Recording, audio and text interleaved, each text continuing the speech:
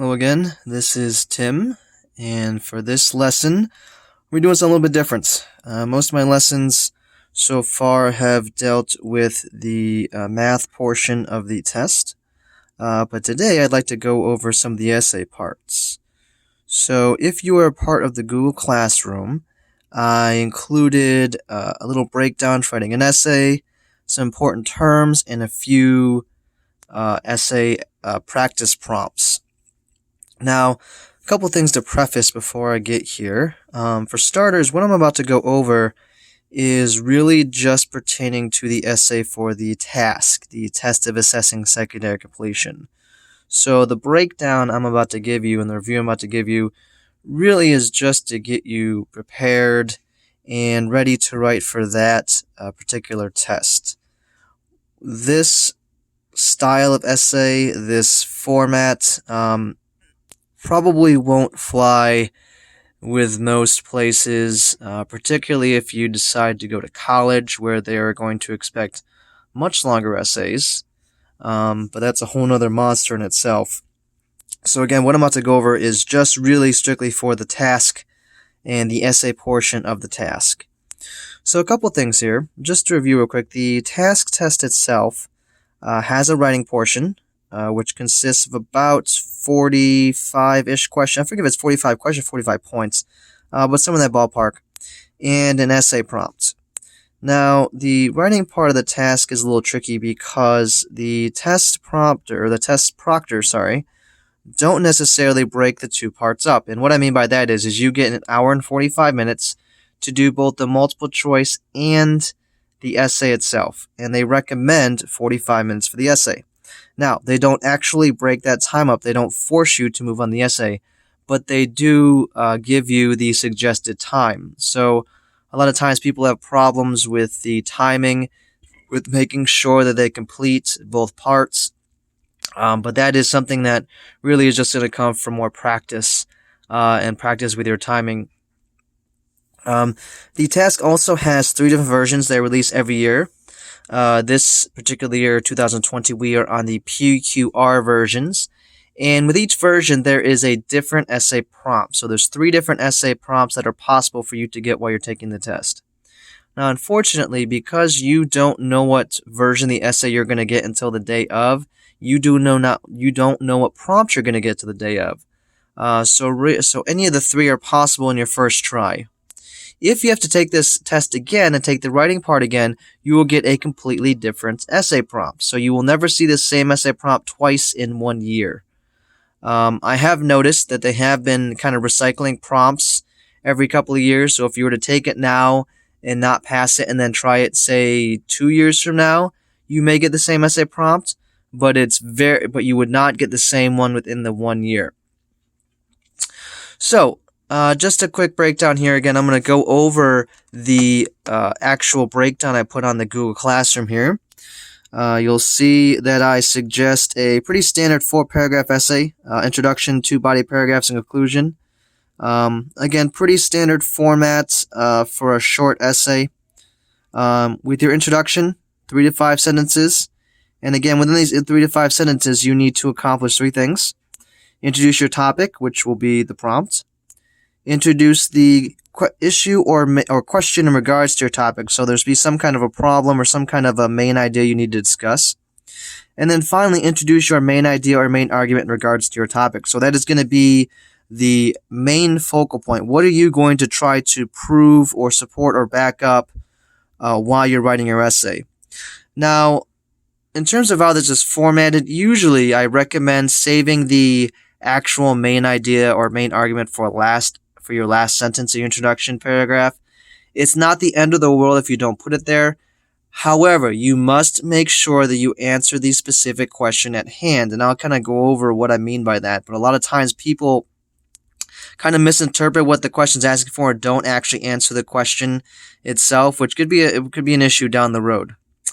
And you also want to make sure that the reader, the author, the audience, who are the test graders, can tell what you're saying specifically. So make sure that not only are you answering the question, but you are clear in what your answer is. Another question I get oftentimes is, what about the use of I? In this particular essay, using I is not the end of the world. I wouldn't recommend doing it over and over and over again. I think it kind of weakens sentences. Because whenever you introduce the pronoun I, you have to put something after it.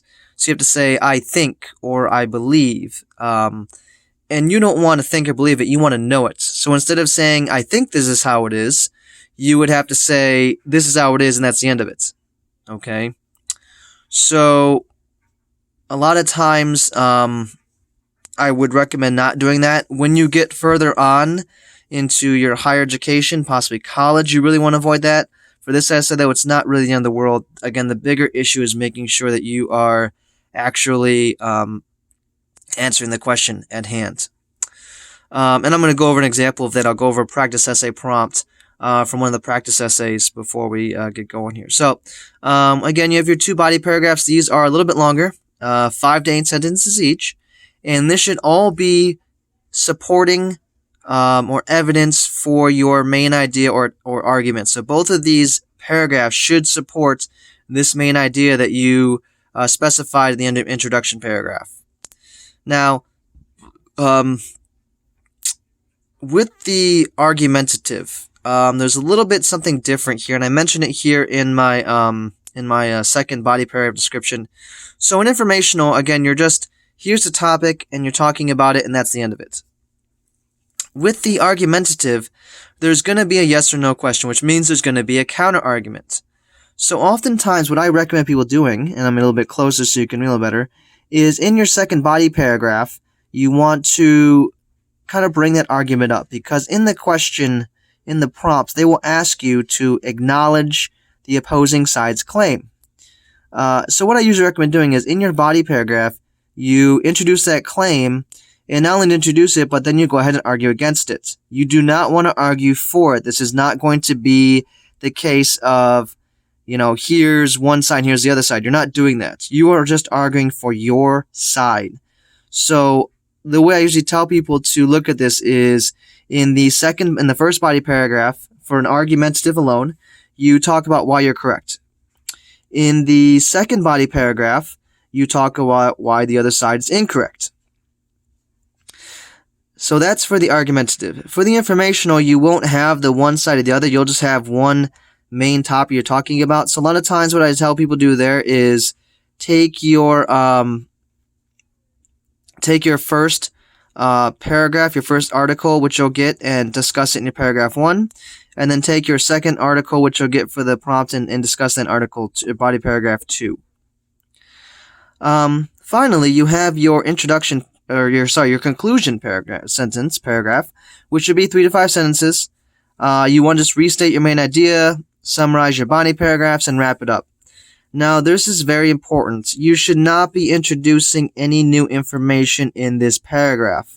You should only be summarizing what you already wrote. So make sure that when you're going through this paragraph, nothing new, no new information. All the information should be in these 2 paragraphs here. This is a bulk of your information or your support.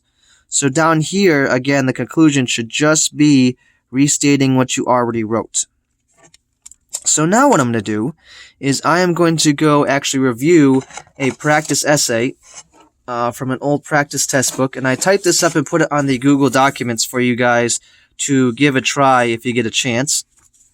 So here's an old practice task test. I'm going to open up to the essay portion just to show you what I'm talking about here. So you see there's some multiple choice questions here, and then you finally get to the essay part. So with all the essay questions, there's going to be a prompt. So as you can see, this is kind of a lengthy prompt up here. You have a listing off of 2 texts, so there's 2 texts to take information from. And down here, there's some specific instructions to follow. So I'm going to start with a prompt up here. So this prompt deals with whether or not elderly individuals should be forced to retest before they take their test, keep their license. So as you can see, this is kind of a lengthy prompt. It's kind of going over some of the main details. If you're having problems with the introduction paragraph, a lot of times I recommend that people really just take this prompt and reword it, because this prompt really is talking about what you're going to want in your introductory paragraph. So again, if you're having a hard time with your information in introductory paragraph, take this, break it down, put it in your own words, and use that for your introductory paragraph. The main difference will be at the end, instead of asking the question, which it has here, so that here the question is, write an argument to support one side of this issue, be sure to state a claim and address a counterclaim using evidence presented in both texts. So instead of actually saying that down, you're going to replace that with your actual arguments. So in this case, it would be something effective: yes, elderly people should be required to retest before they keep their licenses, or no, elderly people should not be required to retest before they keep their licenses. One of the two there. Now you'll also notice again in the instructions it mentions address a counterclaim using evidence presented in bold text. And also down here in the instructions, the third one down says acknowledge and address alternate or opposing claims. This is what I was talking about when it came to the argumentative essays. The argumentative essay wants you to bring up the other side's arguments. So again, you are not arguing for that side. What you're doing is you're just simply bring it up, and then what I like to say is argue against it. Again, argue why the other side is wrong. And again, the rest of the instructions are pretty standard. Introduce your claim, support your claim with logical reasoning and relevant evidence from both texts. That's another thing. Make sure you're using both articles. Very important. It says in the instructions. Organize reasons and evidence logically. Use words, phrases, and clauses to connect your ideas and to clarify relationships among claims, counterclaims, reasons, evidence. Establish and maintain a formal style, and provide a concluding statement or section that follows from and supports the argument presented. So basically it's just saying, answer the question, make sure you have a good structure, make sure your spelling and grammar is not atrocious. In that same vein, I get that question a lot, asking how important spelling, grammar, punctuation is. Obviously you want to make sure that you have the least amount of errors possible. The less errors you have, the better off you're going to be. That being said, if you were to have a mistake here or there, you misspell one word, you miss a comma, something of that nature, it's not going to be the end of the world. It's not going to turn a really good passing essay into a failing essay just because you forgot one comma. Now, should your essay be borderline and the spelling and grammar and punctuation is not great, that could very well push it to a failing test. If your spelling and grammar is absolutely atrocious, that's obviously a problem as well. But overall, as long as it's understandable to the audience, you should be fine with a few mistakes here or there. So, in that same vein, when you're writing this, you want to make sure that you are separating your paragraphs by either indenting or leaving a space, and I'll show you what I mean by that in a second. And when it comes to length, a lot of people say, Tim, how long does this have to be? And they ask, how many pages does it have to be? That pages is a tough one to say, mostly because everybody's handwriting is different. So you'll note, again, in my breakdown of the essay, How to Write One, I wrote specific kinds of sentences here. So I said 3 to 5 for the introduction and conclusion, and 5 to 8 for the body paragraphs. That's what you want to shoot for. I tell people count periods, not pages, because you want to know how many sentences you have, not necessarily how many pages you have. Everyone's handwriting is different. Everyone's handwriting could be bigger or smaller than your neighbor's. So really counting pages is very inaccurate because your 3 sentences could take up half a page, whereas the next person's 3 sentences could take up a whole page. You don't know. So again, you don't want to count how many pages you have. You want to count how many sentences you have. So keep that in mind when writing this. You want to worry about periods, not pages. So I'm going to show you the 2 articles they give you. So if you look right here, there is Article 1 and there is Article 2. There will not be writing on the actual articles you get. The person who had this last was not supposed to write in this. They clearly did not follow that direction. But as you can see, they're pretty... they're not too long. They're probably about the same length as what you're going to see in the reading portion of the test. If you're a slow reader, if you're not quick with essays, don't bother reading the whole thing. Really just kind of pick and choose what you need out of the passages for your essay. Now, they do give you practice. They give you a paper to write a practice essay or rough draft or some kind of a outline on there. A lot of times I recommend not doing that just because of the time frame. If you're a fast writer or if you finish the multiple choice early, you may want to give that a shot. But most people don't have that option. So really writing an outline or writing some sort of rough draft will really waste a lot of time. You're usually better off just jumping right into it. Now you'll notice here that in each of these paragraphs they left little space in between the paragraphs. That is one method to use in order to separate your paragraphs. Because like I said before, structure is important. You want to make sure your reader can tell where your paragraph begins and where it ends. So this is one way of doing that. The other way, as I mentioned, is to indent the first sentence of each paragraph. So I'm going to jump over to the reading portion to show what I mean by that. So you'll notice here, in this reading piece here for the reading section of the test, the person here left a space before technology in the first sentence, and all the rest are lined up normal. And there's another space, another indent. So this is what I mean by indents, leaving a little space before the first word in your first sentence. So you're not going to do this on every sentence, just before the first sentence of your paragraph. Again, this is to signify that this is the beginning of a paragraph. Now, this writer also went ahead and used spaces in between. That's okay too. The real key thing is to make sure you are consistent. So you can do spaces, you can do indents, you can do both. Just make sure you do it throughout the whole essay. Don't mix and match, okay? That's not good. That does not look good for the structure. Now finally, I'll go over how this is graded. So this essay is graded on a scale of 1 through 8, and you need to get a 4. So basically, you're going to have two guys read this, and they're going to score it, and their scores have to equal out to a 4. This presents a bit of an issue, because this is the only part of the test where the human element comes into play. The rest of the test is either you get it right or you don't. With the essay, you have someone who is reading this who, 1, is not a teacher, they're a test maker, and 2, is susceptible to human reactions like anybody else. So God forbid you get the guy who got in a car accident on his way to grade the test and is not in a good mood. So you want to make sure that you're being clear and concise with your argument and the support. You don't want to give the reader any opening to say, hey, this doesn't work, or I can't understand what's going on here, or this is a fail. You also don't want to use punctuation in words you don't know how to use them, what they mean.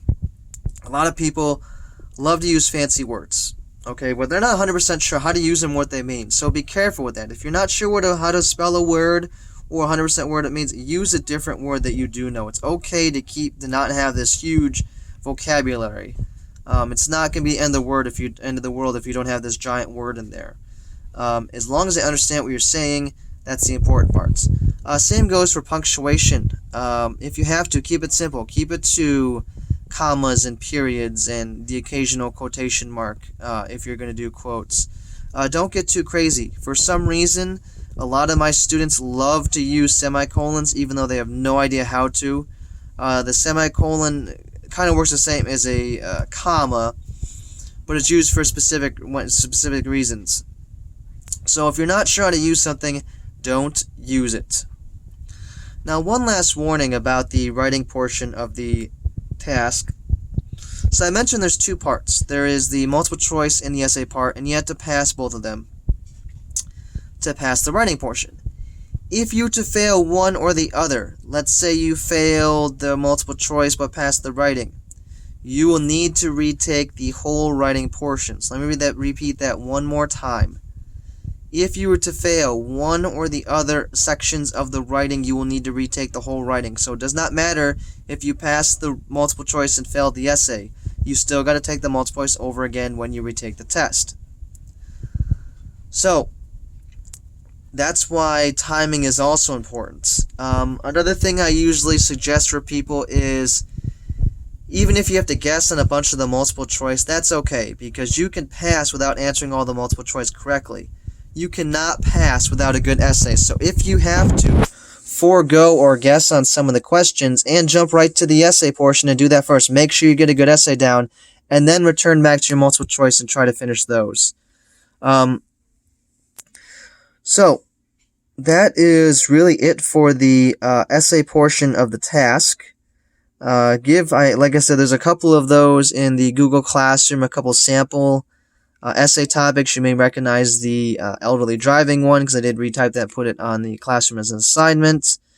If you can, I think I made note in the instructions as well, try to aim for under an hour. If you can get another 45 minutes, even better, but definitely under an hour in terms of how long it takes you to write this. And again, if you have any questions or if you want me to read one of your essays, feel free to email them to me. Most of you should have my email at this point. Just give me a shout and send it over and I'll see what it looks like. So hopefully this was helpful, little breakdown of the essay for the task, and I will see you on the next lesson. Goodbye.